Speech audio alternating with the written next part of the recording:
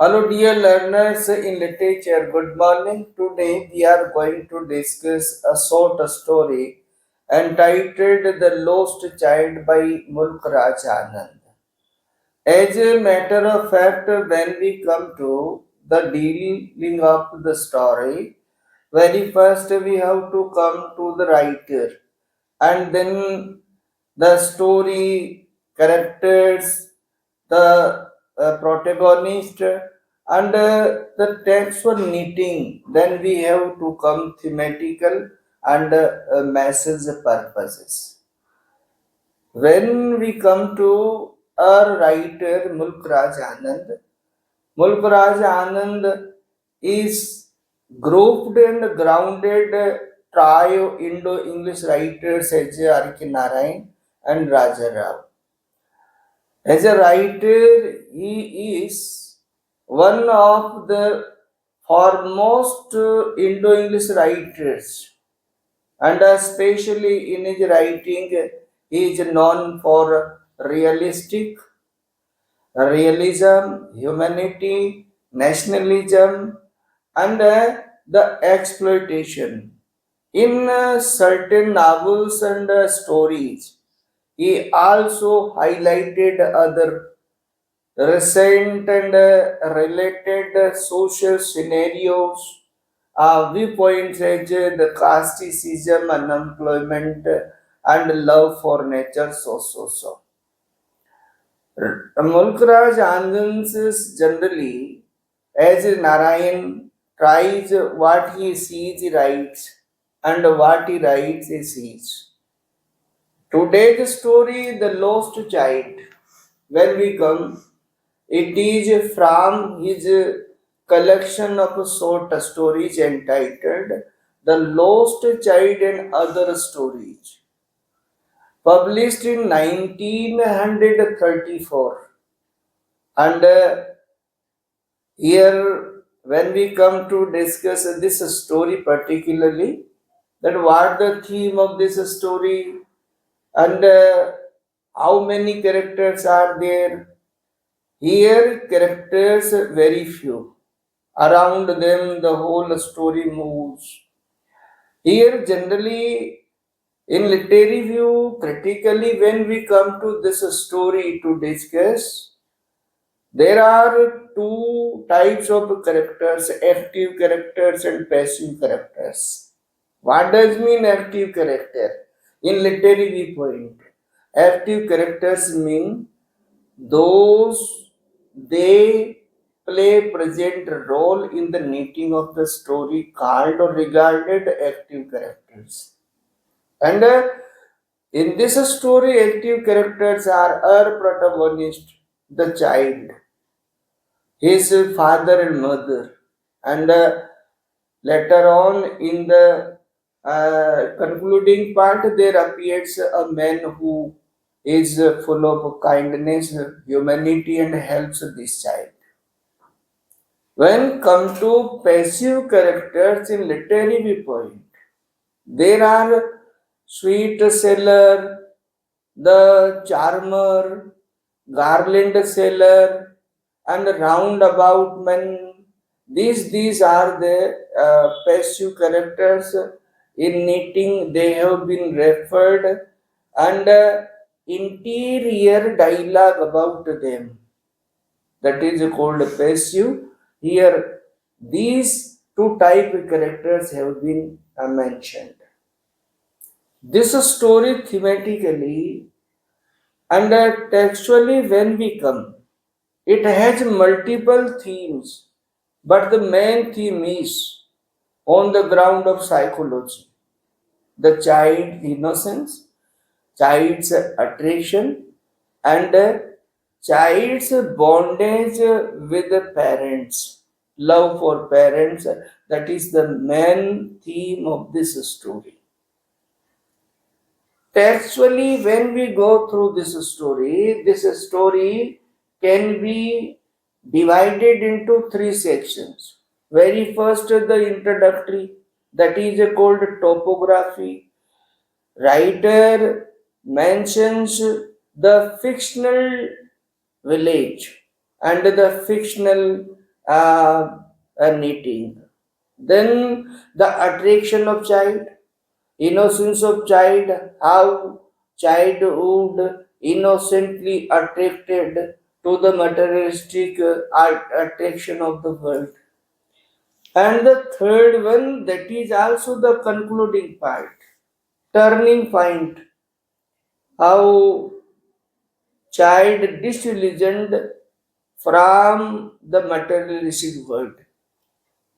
Three sections, three parts of this story can be studied out by going through the text. Here, let us discuss very first the textual meaning, and then we will try to take the message, what message and what's the purpose for this story is needed. As a matter of fact, this story is the fictional one, and it is the season of spring, and the people from the lanes came out in milking crowd on the footpath and moving towards the village fair. Certain people on foot, others on horses, and others were being carried in bamboo and the bullock carts. Between the legs of the father, child came, and the father and mother means parents called for the child. Come, child, come. Here the reason is the child behind, lagged behind the display of the toys on the pathway attracted him, though he followed or obeyed his father's call. But even still, his eyes were lingering to them, means the toys.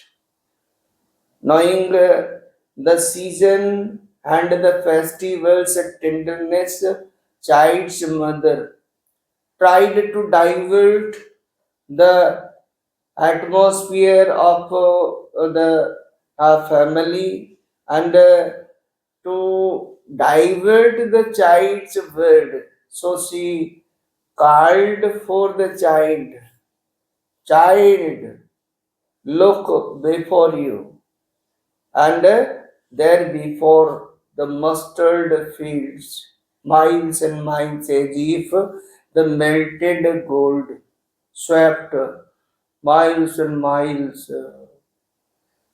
The child also couldn't maintain his attention because in the fields on the way the dragonflies, black bees, butterflies, their flight, their movement attracted the attention. He ran after them and tried to catch, but wouldn't able to catch them till they take the flight rest. During his parents sitting at the edge of the well under the grove called for the child, child come, child come. And when he ran in the grove, the petals fell down and he attracted, he hold up all the petals. Meanwhile, he saw the dove, cooing of the dove he heard, and being attracted, he cried out, dove, dove, dove. And during this time, the petals he lost, and then his father, his mother called out him, child come on the footpath. Then he ran. He followed as The parents called for him, but he was attracted by the scattered attraction all around the village scene and sceneries. Then, at the edge of the fair, at the edge of the village, there he found a certain attractions, and there a sweet meat seller hawked gulab jamuns, rasgullas, barfi, and jalebi. At the sound of the jalebi, rasgulla, barfis, the child had his mouth watered, and the barfi was his favorite sweet. So he wanted to demand, but he knew that his parents would not allow, and would say, "You are too greedy." Further, he found the man garland seller, and he calling for he hawking garland, gulmore garland. He even wanted to have, but he knew that his father wouldn't allow, his parents wouldn't allow. Even they would say that they are very cheap. His father's refusal familiar approval that tident and red-eyed. He generally used to have the significance refusal. So he knew very well about his parents that they wouldn't allow him. Even he had the keen desire. And at every site, either the toys or such materials, he heartily desired, he wanted to have everything, but couldn't, because he knew he wouldn't be allowed by parents. Further, when they moved, they found a man holding a pole, and from the pole multicolored balloons flying in the air, rainbow colors. Child wanted to have, and he desired, but he also knew one thing. His parents would say that it's not your age to play with such, to have such balloons. So he moved on. And next he saw there a man charmer, snake charmer, and with the music of the flute, how a charmer making a dance of a cobra, coiled and having the like the swan, its neck, and he was attracted also. But his parents would say that you need not to hear such music, chorus music by the charmers, and so having such a desire to have the sight of the snake dance and the music, he moved on.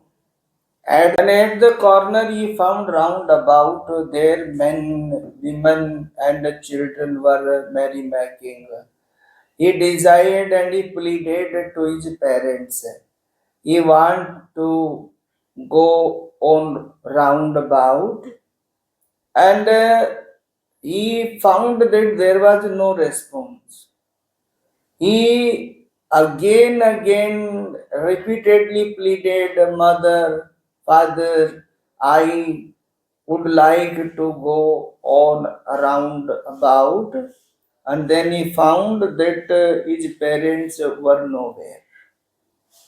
Tried to find hither and thither, side and other side, but they were nowhere. and he started to cry, strike, tears rolled down, wept very bitterly. He tried at his best, but couldn't have any sight of a parents. At last, at the corner, he found that there was a temple and the great crowd. Anyhow, he tried to move at that place, but in the milking crowd, he was about to stumbled himself. Then there was a kind man who picked up him and asked, tried to comfort, to quieten him, and asked, "Where from you? How did you get here, child? And who are your parents, baby?" But the child couldn't answer. He wept and wept, cried, sighed. The man tried to console or comfort the child. At his every try, he couldn't able to make him calm. Then he tried to take the child at the roundabout, and he asked, "Would you take roundabout?" The child had no interest, and he just demanded, "I want my mother, I want my father." Then he also took at the snake charmer and asked. Then the child shut his ears to listen the music, had no interest. He demanded only, "I want my mother, I want my father." The man also took the child to the balloon seller. Then there was no interest in balloons. The multicolor balloons that attracted very much when he was in the company of his parents. But now, when he has lost, then no interest, and he earnestly one demand had, and it was, "I want my mother, I want my father." Further, he also tried to take the child to the garland seller, and he asked, "Would you like to wear and smell the flowers?" But he had no interest. He only demanded, "I want my mother, I want my father." And last, that is the very beginning, how the child attracted at the sight of the sweets at the sweet meat seller's shop, and demanded for burfi. He mouth watered for burfi because that was his favorite sweet. But even when the man asked, then there was no interest. He wept bitterly, tears rolled down, and he only demanded one thing, and it was, "I want my mother, I want my father." In this way, the story at last comes to an end. Here, the turning point and the end of this story is just what happened. Then the writer leaves here this, but he leaves or gives the great masses thematically by going a textual references and textual meeting. Then writer here simply wants to deliver, to leave the great masses. Very first, on the basis of child psychology, he wants to preach or to convey that such things, the worldly things, are the attraction of the children and especially adolescence, childhood. But moreover, beyond these materialistic and mortal things, one thing that is not replaceable for a child, and it is the bondage of love, maternal and paternal love. Here, writer messages that for a child, beyond the word, there is a word where he himself finds safe and secure in the hands of parents. And this is the end of this story. I think you would tag, you would follow knitting of the story and will be helpful. Will meet you in next video. Thank you for watching.